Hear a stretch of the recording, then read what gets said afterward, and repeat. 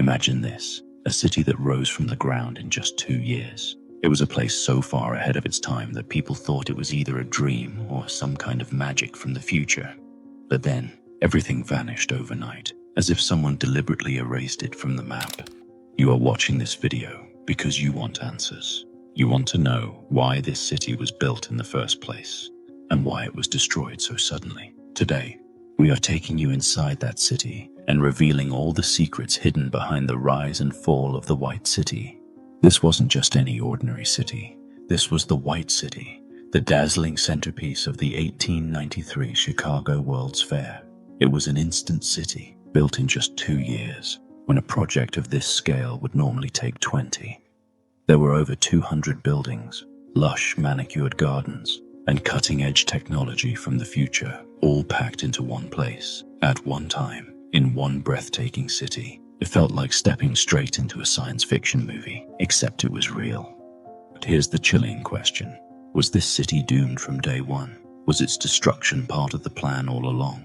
Stick around, because we're about to step inside the White City and uncover everything that makes it one of the most mysterious urban experiments in history.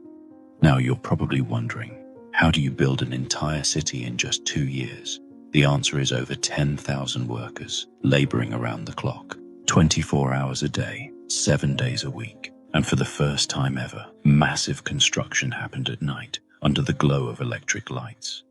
While the rest of the world was still lit by gas lamps, the White City turned night into day. This was the future's first magic trick, born not in darkness, but in the brilliant light of electricity. But this city wasn't built on sweat alone. It was built on an engineering miracle. The entire White City was constructed on a swamp, a soggy and unstable marshland where, until then, building anything seemed impossible. Yet, engineers defied the odds. They stabilized the ground, erected grand structures, and turned the impossible into reality. Here's the twist.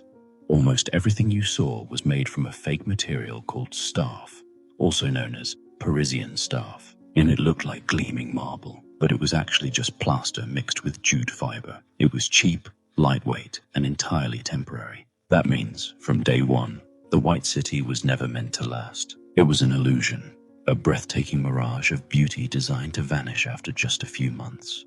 But when disaster struck, just 6 months before the fair opened, parts of the city started collapsing.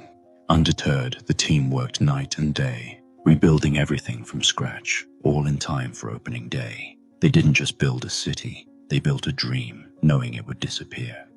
It was like a last-minute miracle. Disaster was reversed, and the city was given a second life.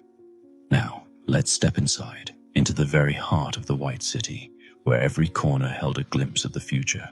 For starters, 250,000 electric light bulbs were switched on, all at once. Think about that. At a time when most homes didn't even have a single light bulb, this place lit up the night like daylight. People saw a city glowing in the dark for the first time in history. It felt like darkness itself had been defeated.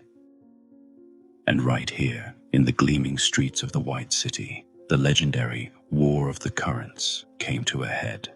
Nikola Tesla's alternating current, or AC, powered the entire fair, while Thomas Edison's direct current, or DC system, was left in the shadows. This wasn't just a victory for Tesla. It was the moment the modern electrical grid was born. The system we still use in our homes today won its first major battle right here. But the White City wasn't just about light. It was about wonder. This is where the world's first Ferris wheel was unveiled. Built to rival the Eiffel Tower, this engineering marvel could carry 2,160 people at once in 36 massive cars, each holding 60 riders. At the time, it was the most thrilling ride on Earth. And for millions, it was a portal into a brand new world of possibility. And that wasn't even the half of it. The White City also introduced the world's first moving sidewalk, the kind you see in airports today.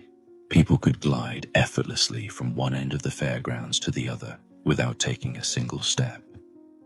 Electric boats glided silently through man-made canals, creating a scene straight out of Venice, but cleaner, quieter, and smoke-free. It felt less like reality and more like science fiction brought to life. This place was an explosion of innovation. The first dishwasher was unveiled here by Josephine Cochrane, a woman tired of servants chipping her fine china. Juicy Fruit Gum made its debut, launching Wrigley into global fame. Thomas Edison himself showcased the kinetoscope, the first public device to show motion pictures. That's right, the birth of cinema happened right here, in the heart of the White City. And there's one more fascinating connection. Walt Disney's father, Elias Disney, worked as a carpenter at the fair. Those dazzling lights, the sense of wonder, the seamless blend of fantasy and technology, it all left a mark on young Walt. Many historians believe the magic of the White City planted the very first seed for Disneyland. But while the White City shone like a beacon of progress, its shadows held dark, disturbing truths that still haunt us today. Take the Dahomey village, for example. West African warriors were put on display, not as people, but as exotic performers in human zoos. They were caged, costumed, and treated like entertainment, not human beings. Critics called it exactly what it was: racist, dehumanizing, and deeply offensive. Standing firmly against this injustice was none other than Frederick Douglass, the legendary abolitionist. He co-authored a powerful pamphlet titled "The Reason Why the Colored American is Not in the World's Columbian Exposition." In it, he exposed how Black Americans were either erased or grotesquely misrepresented at the fair. Its message was clear: if you're celebrating civilization, then include everyone. This future shouldn't be built for white people only. So yes, the White City gave us wonders, but it also revealed the deep contradictions of an era that promised progress, yet left so many behind. But the darkness didn't stop at racism. During the fair, dozens of people died by suicide, mostly workers and visitors overwhelmed by the crushing pressure of this so-called perfect city. The official records were quietly buried, all to protect the fair's flawless, magical image. And the crowds were massive, so massive that reports of child kidnapping spiked. Hundreds of children went missing, and some were never seen again. Every day, desperate parents wandered the fairgrounds, searching for their kids, proof that even in paradise, shadows lurked. Then there was Little Egypt, the dancer who introduced belly dancing to America for the first time. Outraged critics called it scandalous, immoral, even degenerate. Yet that one bold performance sparked a cultural revolution. Today, that same dance is part of global pop culture, all thanks to a single act on the White City stage. And then, it was over.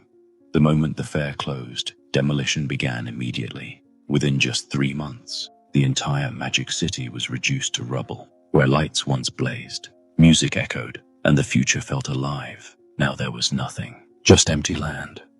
People were stunned. Why destroy a city that was supposed to show the world what tomorrow could look like? Rumors exploded. Some claimed homeless protesters set fire to the buildings, angry that this utopia was built only for the wealthy, while the poor were left out in the cold. Others whispered it was an insurance scam, burn down temporary structures and cash in.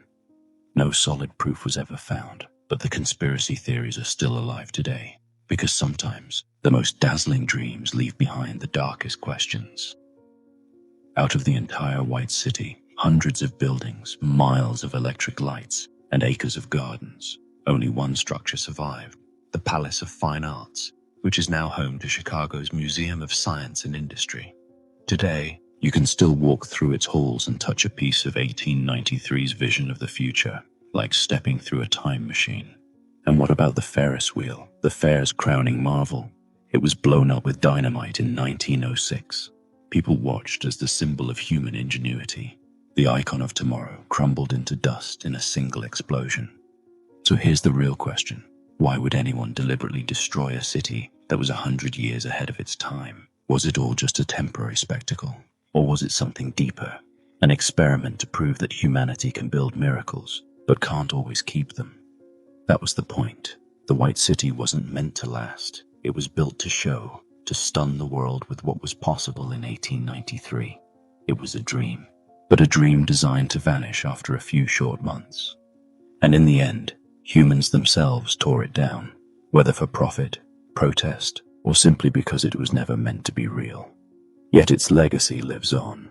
Look at Dubai's skyline, Las Vegas's neon fantasies, or Disneyland's engineered wonder. They all trace their DNA back to that marshy patch of Chicago in 1893.